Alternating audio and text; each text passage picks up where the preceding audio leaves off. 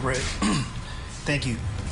Today, I'll be talking about the violent crime that's happened in the city of Oakland over the last couple of weeks, a couple of follow-ups from some of the incidents that we've been investigating over the last couple of weeks and the way in which it's impacted our community. Again, the Oakland community is suffering from over 127 homicides so far we're investigating this year.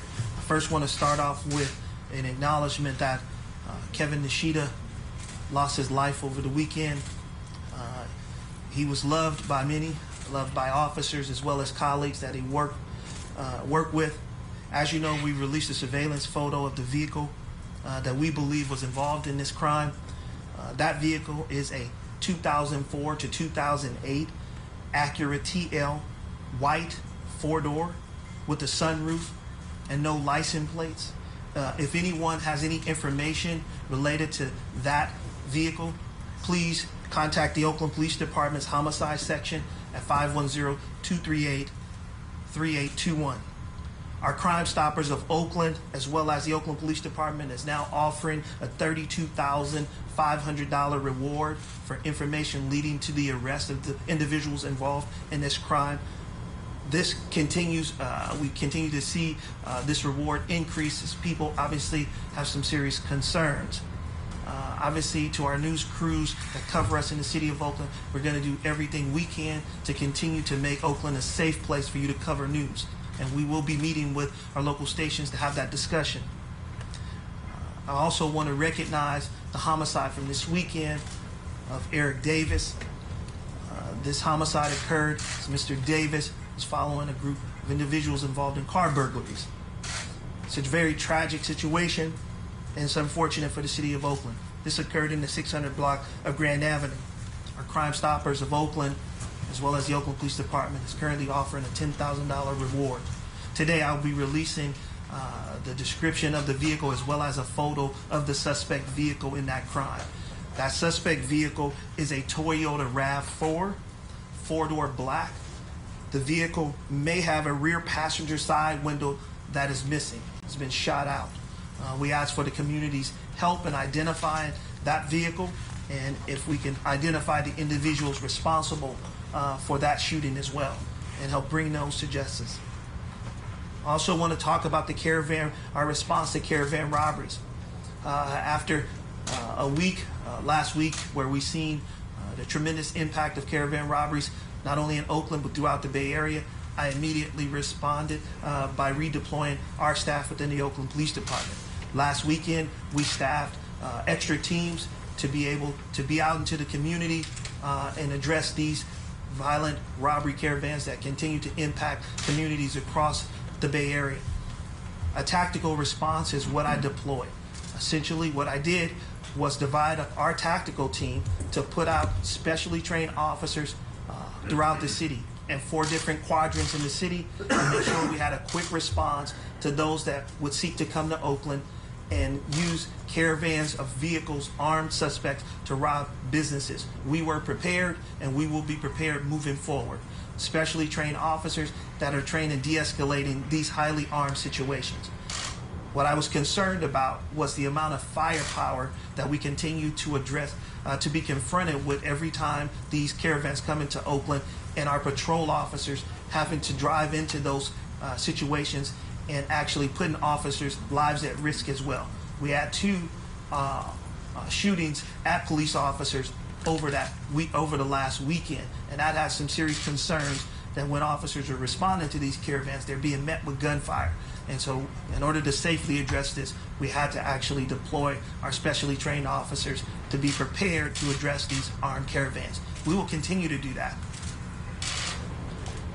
I thank the mayor, Mayor Schaaf, for her proactive approach to assisting the department and helping us identify potential opportunities for resources with additional academies, hopefully unfreezing of positions. I think it's clear today as we sit with 676 officers currently at the department. That is the smallest staff that we've had in several years. It is woefully lower than the staffing we had at this same time last year, where we had 740 officers. So to have nearly 70 less officers a year later is definitely going to have an impact on our ability to address public safety. But the mayor yesterday committed to helping this department, working with the city council to hopefully identify additional academies as well as potentially additional resources that we could bring to assist this department to address crime in our city. But I also want community to know that we are continuing to investigate these homicides, that we are following up on every lead that community brings to us. And today, after I take questions, Lieutenant Schaaf, our homicide commander, will be prepared to speak to the 10 arrests that we've made for homicide in the month of November. So although we continue to see crime occurring that concerns us, we also want to make sure that we are following up on those who pick up guns in our community by holding them accountable. That's critically important as well. So with that, I'll take questions, and then I'll have Lieutenant Schaaf come up and speak to the 10 cases that we closed in the month of November. Yes. Chief, can you confirm the current status of Ceasefire? I know we were talking about this in the past with COVID. Is it back up, or are we still, just remind us where we are with Ceasefire? Yes, our ceasefire strategy is continuing. Our ceasefire strategy actually never stopped. It was impacted by COVID, and we weren't able to do the things that we had done traditionally around call-ins and direct communication. But we have been for several months fully implementing the ceasefire strategy. We actually added an additional team in the month of November. Teams have been reduced due to budget cuts, but we increased an additional team in the month of November with additional 6 officers being deployed to our ceasefire unit. So our ceasefire unit is up and running, is focused on those involved in violence, group and gang violence. We had a call-in this month. About 2 weeks ago, we had a call-in. And so we had individuals that attended that meeting, and so we are following up.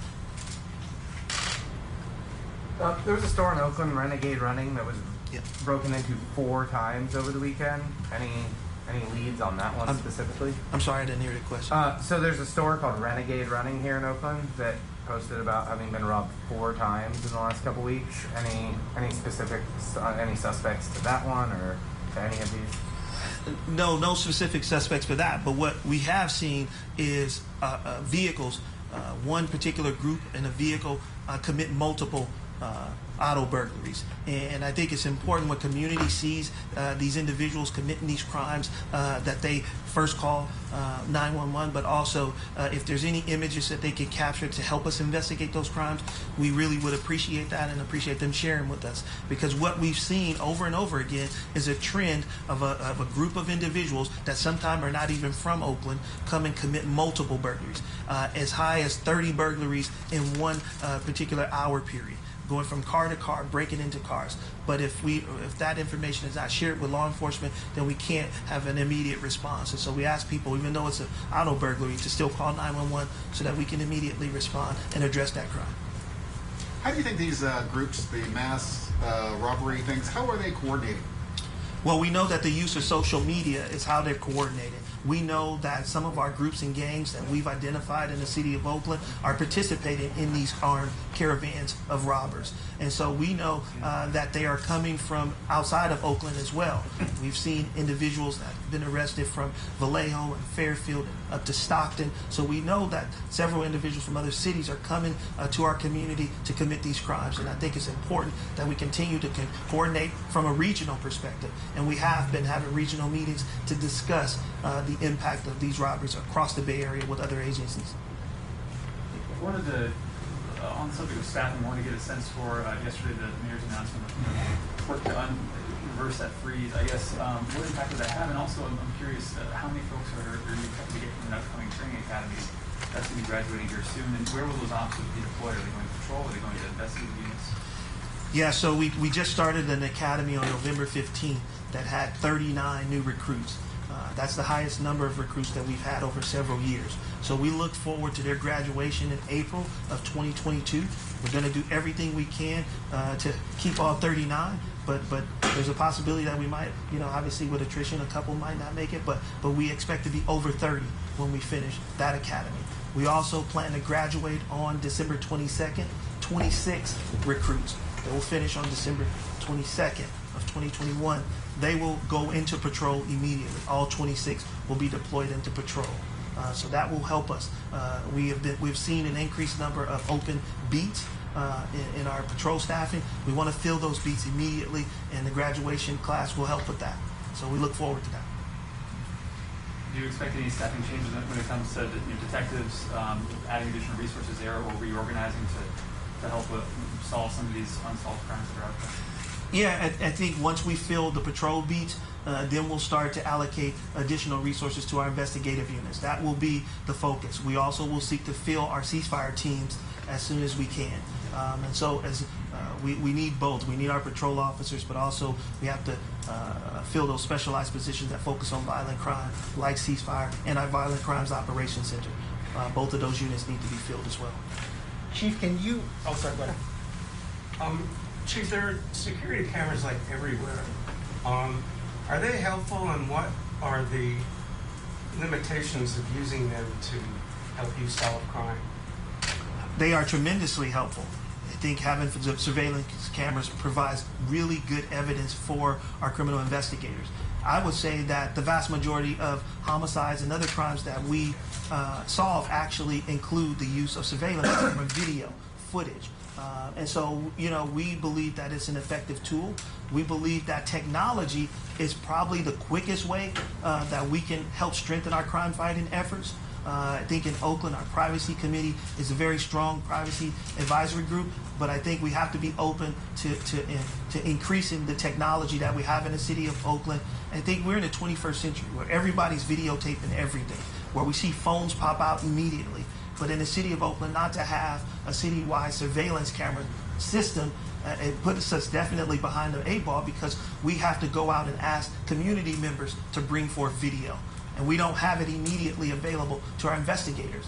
And so I think that is important, that we rely on technology. It takes a long time to get officers through the academy. Technology is something that we could get on the ground much faster. Chief, are you able to provide specifics on both Kevin Nishida and Eric Davis? Can you talk about reports that the gunman shooter opened fire first before any attempt at robbing the reporter of equipment, or it could have been accidental discharge? That's for this one. And for the Lake Merritt case, can you confirm whether the victim had interrupted for someone else's burglary and then his own, or just someone else's? And what, if any, relationship that purple Jeep Grand Cherokee that we've seen on video is? So I'll first say that from the Kevin Nishida investigation, I can't speak to specifically how and which it went, the shooting started. I think that those are things that we're still looking into. I think when we get more information in the investigation, we'll be able to clear those things up. Here's what we do know, that there were multiple rounds fired. So that does not appear to be consistent with an accidental discharge when multiple rounds are fired. As far as related to the Eric Davis homicide, I'll say that we're not prepared to release information as to what happened first. What we know is that that vehicle had been responsible for other car burglaries. And so that's why I think it's important that if the public saw that vehicle prior to the shooting, prior to this incident, we need to know that information. We need to know the locations of where that vehicle may have been seen earlier in the day.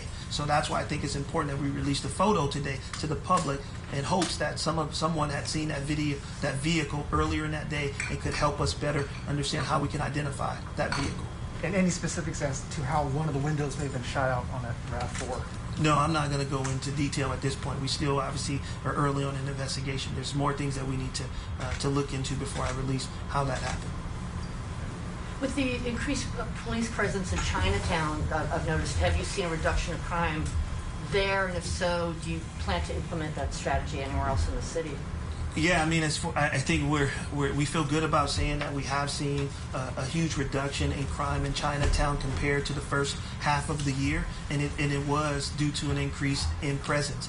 Officers on the ground, officers walking in the area, but also the Blue Angels, the community volunteers in Chinatown that have also stepped up. And so I do think that sort of model can be used in other areas in the city, but it really is a resource issue.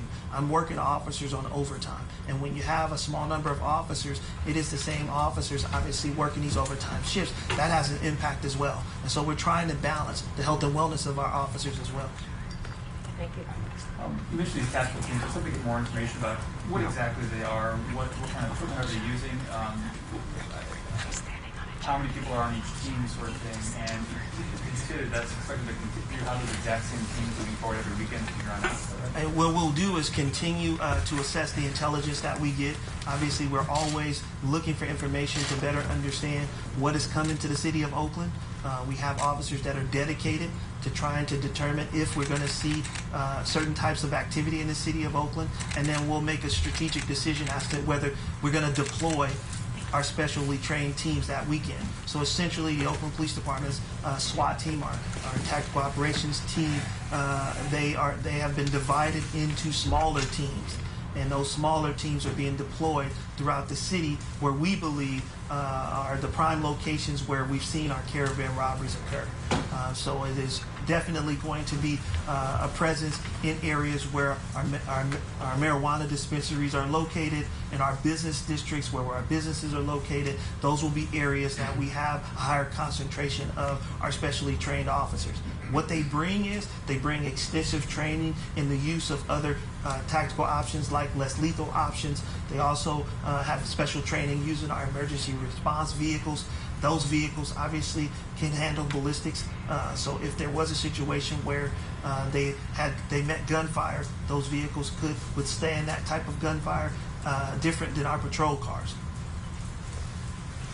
With regards to the Kevin Nishida, the vehicle description is obviously very generic to many. Is there a reason why you guys are not releasing the license plate number?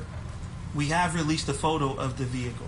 But with the license plate blurred. Not with the license plate blurred. We're continuing to investigate the license plate. It is not the correct license plate, so we don't want to release it because it is a part of our investigation. So we have time for one last question. Pardon me? I think he didn't get okay. Okay. Regarding social media and the use of social media, do you think that's being used to coordinate? Is it being used to recruit? And is there a quote-unquote mastermind or someone controlling all of this activity? Yeah, I mean, I think it definitely is being used to recruit, to advertise, to brag, if you would. And I believe that there is a couple of people that are driving us. I don't believe that it's one individual. I do believe that these groups are very coordinated, far more coordinated than we thought they were. And I do believe that they are making a conscious decision to go to certain cities. And so we want to get in front of that. And that's why we've deployed specific officers to track on social media to try to prevent those things from happening in the city of Oakland, but also working with our district attorney's office to hold people accountable once we arrest them. We will seek to arrest people. We are going to make some policy changes just to allow our officers to have more latitude when it comes to the apprehension of those involved in these crimes. We're also going to be working with other departments in the city of Oakland, like Public Works, to ask for barriers to be put out in certain areas in the city, certain locations that we believe we can cut off and deny vehicular traffic to, so that we can prevent these looters from coming in with vehicles and using those vehicles to escape. So if we can lock down these areas and make people come in on foot, we think that helps to prevent these things from happening. And we've seen those strategies work in other cities. Okay, and last question. Chief, I was wondering, are there any other options besides the academies to bring in more officers?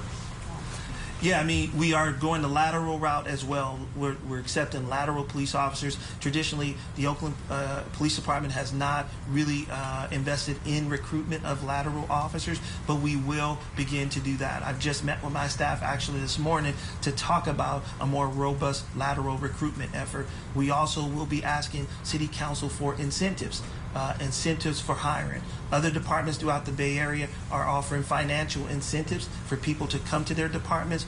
We will explore that as well because I think we need to make ourselves competitive in this very difficult market of hiring police officers across the country. What kind of laterals are you looking for? Like, in your perfect world, what kind of laterals are you looking for? Well, I mean, I think it's experienced police officers that have a good track record, that haven't, behaved inappropriately, have no unprofessional conduct, and can come in and bring something positive to the city of Oakland, to the Oakland Police Department. We would definitely welcome anybody interested in progressive policing.